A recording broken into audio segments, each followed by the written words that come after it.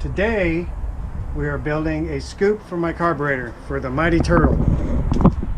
It's going to be similar to the design that I made for the Slug here, but I'm going to do a little bit more cartoonish curve to it, more of an angle, and I want it to be small, not too obtrusive, to kind of flow with the carburetor and not be too big.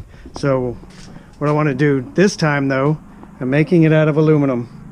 And a while back I bought an aluminum spool gun for my welder. It's been a couple of years and I never got around to using it. So here it is. I practiced a little bit yesterday and they look reasonable. It's pretty easy to use.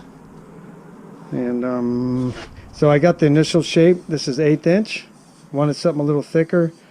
And I bent the main shape around this bottle here.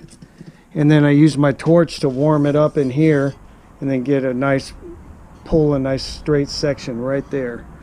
But remember, aluminum melts at about 1200 degrees, so you don't want it too hot or you'll actually melt it.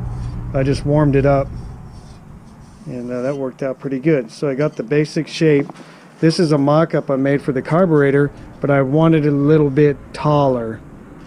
So there we go, and it's a little taller, and I'm not going to pull it around so sharp around the back for my mock-up. So that'll work. I got the base cut out for the carburetor. It'll go on here like this. I'm going to have this kind of at an angle like that, and I have a little K&N filter that'll fit in there. So I'm going to weld this on right here first, and then I'll mock it up and see the angle that I want this to be at, because I'd like to be able to fit my hand in here and take the filter loose, then have to have a hole go through the top of this thing if I can. So let me get the welder set up. All right, well I skipped ahead a little bit, so here's kind of where I'm at now. So this welder's working pretty good. I'm getting used to it. I just had to turn the heat up a lot more than it recommended, and to get it to work pretty well. It's not too bad. I'll just grind it down and make it look good, but it's together. It ain't going anywhere. It's not a structural item. That's kind of how it's going to look, but I'll probably trim this up just a hair more. Down just a little too much, but that's easy. Once I get all this ground smooth and around the corners and everything, I hope I like it. I don't know if it's going to be too big on there or not. I don't want it to be too obtrusive on that thing, so we'll see. Alright, there it is. Found a neat technique with that gun though. Instead of trying to do little circles like a regular weld gun, I'd hit it and just move forward about 1 inch and then kind of push the rod into the aluminum. It worked pretty well. It pushed it in real nice, laid it flat, be a little less grinding. Not bad for my first time. I got to make something out of aluminum. I hope I like this scoop. We'll find out. If not, someone else might. That'll work. Okay, I'll grind this all down and I'll be back. I got it all ground down pretty much most of the way. I think I'll leave it like that for now. I'm not sure how much I want to cut the front of this, straighten this out, so I'm going to leave it for now.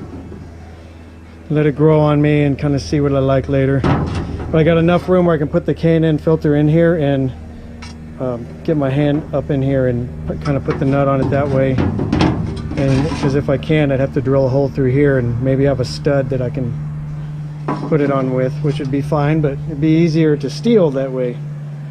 But I'm pretty happy with it. My first aluminum job using the Hobart MIG gun.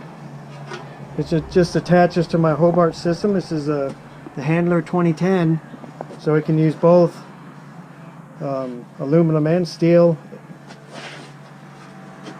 It's a 110-220. It can use either or. Hell yeah, dude. This is pretty awesome. Alright. Oh, what a day. So here's the filter. It'll kind of slide up in there. Slide like that. I'll just put the whole assembly on at once and boom, there it is.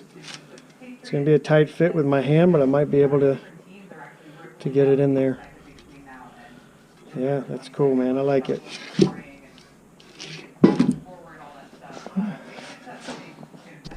Well, I got it kind of ground down here on the top edge. I think I'll leave some of the bottom a little bit so it'll show that it is handmade. I don't want it to be too perfect, look like it's store-bought, but I already ground the top, so I'll leave that, and then I'll leave the edge on the bottom. But so the only way I can make nice smooth rounded edges now on the top is get my gigantic file and just start kind of working it, and I'll get a really nice rounded curve, and I'll round everything, make it look nice. Alright guys, there it is. It's all done and it's on the car. Pretty happy about it. I like the curve of it. Still can't help but think that maybe it's a little too much curve, but you know, that's going to be just fine. I'm always thinking I can do something a little better, but it's my first aluminum piece. I'm really happy about it. I left the bottom edge here so that it does appear to be handmade. I didn't want it too perfect, but it's nice and thick, 1/8 inch. Could probably run over that thing and it's not going to bend. But, that's it. I already got this car up in the air because when I first finished this thing, it had kind of a whining noise. I thought it was a supercharger, but it's a combination of that and it sounds like the transmission to me. It may have had a bearing making noise in it. I didn't get to drive the original truck, so I didn't know if it made any noise. So what I did is I've already taken the tranny out and taken it apart.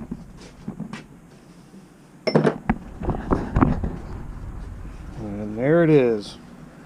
So I ordered a kit for it, and it turns out that the kit wasn't right, so I have to order another one. And it was for a different style of transmission. This looks like it's the W50.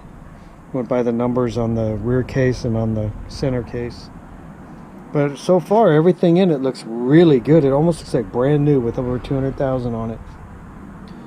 Nothing obvious with the gears, so I hope, with the bearings.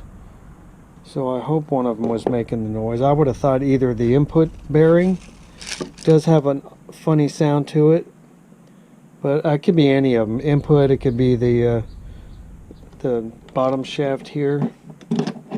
Could be here. This takes a lot of load on it when the load goes through and back out, or even the tail shaft. So we'll see. Alright guys, appreciate you watching, and I'll see you next time.